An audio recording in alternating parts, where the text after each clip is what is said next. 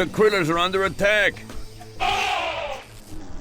There have been plenty of video games in the past that let you customize your units. You could make them be whatever you wanted them to be. Either they be human or machine. You could have them carry lasers and rockets and jetpacks and go underwater and to the sky and do everything you'd want. But generally they were always either mechanical in nature, tanks, cars, planes, helicopters, or bipedal, robots maybe, or if they were human you could customize their gear. But what if someone took it one step further? And someone did.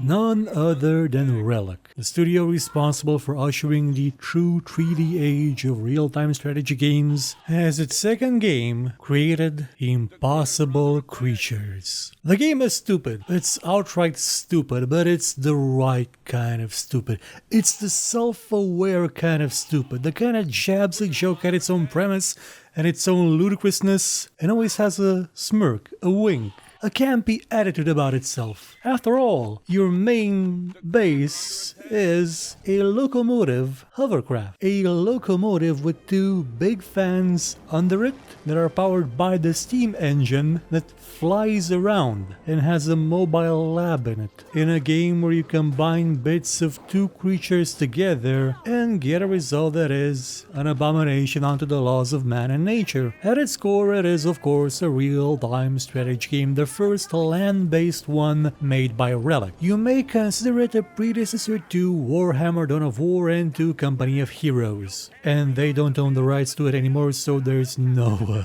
danger of them pulling a Dawn of War 3 with Impossible Creatures 2. Not that I believe they could, because Impossible Creatures 1, again, was kind of a stupid game. Stupid in the awesome way. So whatever you put into it, it really can't ruin the formula, because the basic formula is that you combine creatures and you come up with abominations that are absolutely stupendous. You can make a hippopotamus, which is a hippopotamus mixed with a moose. You can make an elephant, which is a woolly mammoth mixed with an elephant. You can make a want, which is a wolf ant, or an ant wolf, an ant wolf. You can make a giraffe, which is a giraffe ram. You can make a great white vulture, which is a great white shark mixed with a vulture. You can make tiger wasps, which that's not the in-game name for them. The game does create the names by itself, but you can then change them.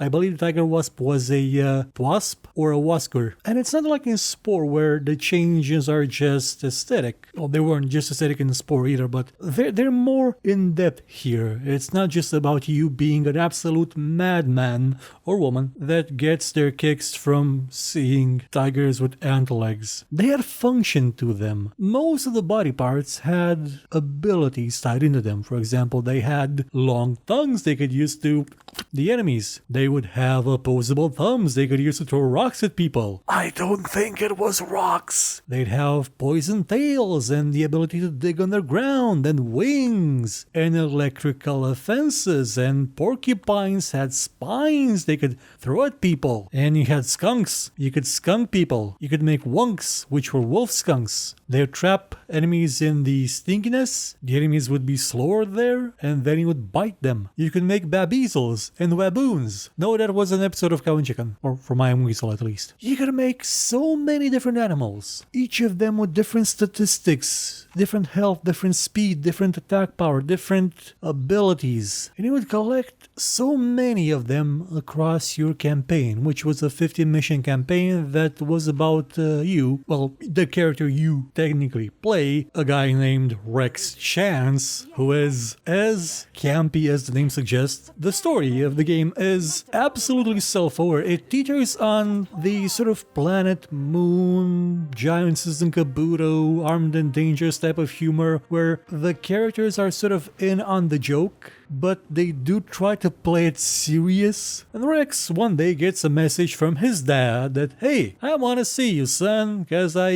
your long-lost pappy and something. And Rex goes to see him, only to discover that, gasp, his father has been murdered by a villainous villain named Upton Julius that has a bunch of other sub-bosses that you have to fight along the way. each of them having their own fiendish creations, their own army of mutated, combobulated creatures that you must face with your own army because you see, your father invented the technology to recombobulate creatures with the Sigma technology, yes, that's what it's called. And by your side will be Lucy, who, in the name of science, will shove a lobster up a mountain lion's behind. Through the campaign, you collect samples from actual creatures that are in the ecosystem. And by that I mean you just walk in their vicinity, shoot them with a tranq gun, and that's basically all that Rex will do at the beginning of the game. Lucy at least can build things. Rex will, well, you can use him for scouting at the beginning, but he can't really do much by himself at first. So you can just keep him in the base. The base being, again, a locomotive hovercraft. Then you'll have henchmen from time to time helping you out, collect coal, build some electrical generators like a lightning rod, was it? Which is kind of weird because there's never any rain or lightning. But you also have geothermal stuff. And you can also build some sound protection things, towers, to defend against the enemy's creatures, and you have some anti-air stuff and a building that will let you individually customize some aspects of your creatures, the ones you specifically design. For example, you can give them extra health, extra attack speed, or extra speed in general, and extra attack power. And oh yeah, you can give yourself bonuses to the economy by making your henchmen work faster, move faster, carry more stuff, and well, the building aspect is really simplistic. And the campaign can be fun, but sort of get the sense that maybe it doesn't use the concept at its maximum potential, but for the most part you're distracted by the sheer fact that you made an orca bear, a borca, a killer werb. It's that madness to it. That's what gives it so much value in terms of replayability, because there's so many options for you to build creatures. Now, exactly how balanced they all are is a bit of a issue. In the campaign, honestly, it's not that much of a problem because you can always make new creatures. Once you have the DNA of a creature, it's always there. You can access the army recombobulator thing to create the creatures you want. You can only have 9 creatures active at a time. So when you swap out one of them, all its incarnations on the battlefield die. And then you can pick 2 other creatures to combine and create something new. And you'll use it constantly or when you want to. But outside of that, you're stuck with what you begin with. This, I feel, is sort of the game's main issue. If you pick the wrong kind of creatures in your army, I don't know, maybe you pick too many creatures that have a high cost, too many creatures that are really low tech, and you think you're gonna rush people, but you fail at your rush, and turns out you don't have enough high level creatures to keep up. If you don't pick an army that will specifically counter what your enemies have, you lost the game the moment it started. Again, in the campaign that's a non-issue because you can always make other creatures. But in skirmish and multiplayer, you're stuck with what you chose. And unless you spend quite a lot of time trying to figure out exactly which is going to be the optimum combination of creatures,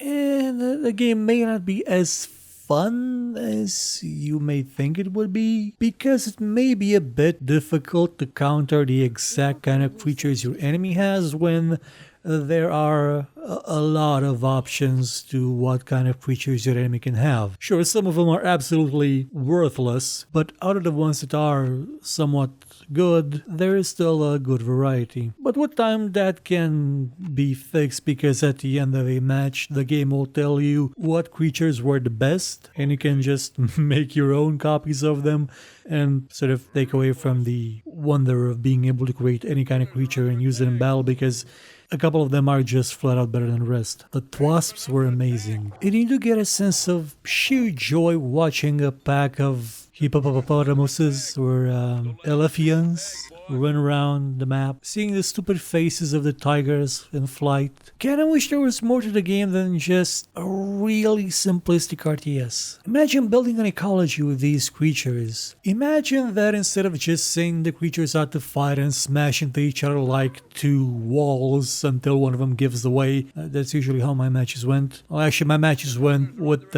I send the woolly Elefinos, I think that's what they were, to kill the enemy base or kill the Rex or something like that.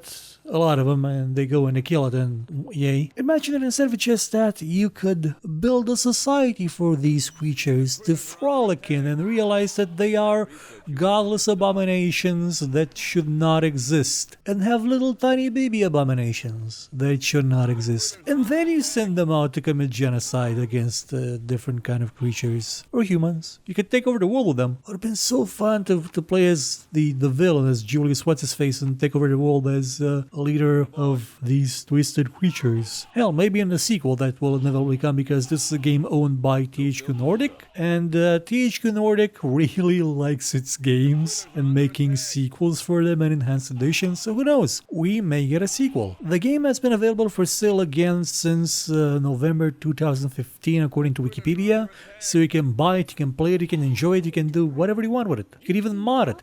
I believe there is even modded campaigns for it that'll let you enjoy the game even more. And the game is fully functional. Single player, multiplayer, that runs well on modern machines, though it does look like the aspect ratio is a bit off. At least that's how it seemed to me. So go play it. It's a profoundly stupid game, but it's the right kind of stupid. Goodbye.